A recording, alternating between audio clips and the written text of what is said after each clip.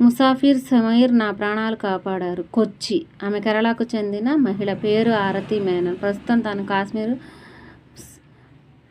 ముసాఫిర్ సమీర్ అనే సోదరులు ఉన్నారని ఆమె చెబుతుంది. ఆరతి కూడా పెహల్గామ్ ఉగ్రవాద బాధితుల్లో 6 ఏళ్ల వయసున్న 2 కుమారుల తల్లిదండ్రులతో కలిసి బైరాసాంగ్కు వచ్చింది.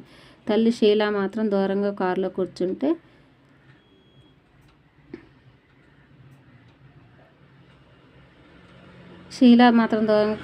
మిగతా వారంతా అక్కడ ప్రకృతి గుర్రపు స్వారీ చేస్తున్నారు. అయితే హారతి కళ్ళెదురు తండ్రి 65 ఏళ్ల రామచంద్ర ఉగ్రవాదులు కాల్చేశారు.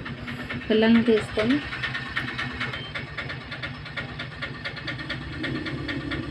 కూర్చుంటే మిగతా వారంతా అక్కడ ప్రకృతి రమణీయతను ఆస్వాదిస్తున్నారు. తల్లి కారులో కూర్చుంటే గుర్రపు స్వారీ చేస్తున్నారు. అయితే హారతి కళ్ళెదురు రామచంద్రను తీసుకొని భయంతో తాను దారికి లేకుండా ఉగ్రవాదులు కాల్చి చంపారు తండ్రిని.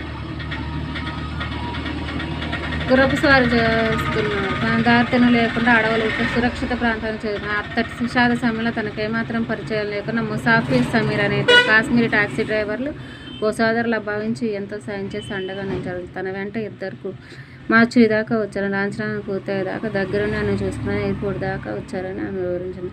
సమీర్ 2 సోదరులని వారిని అల్లా ఎప్పుడూ కాపాడాలని భావోద్వేగంగా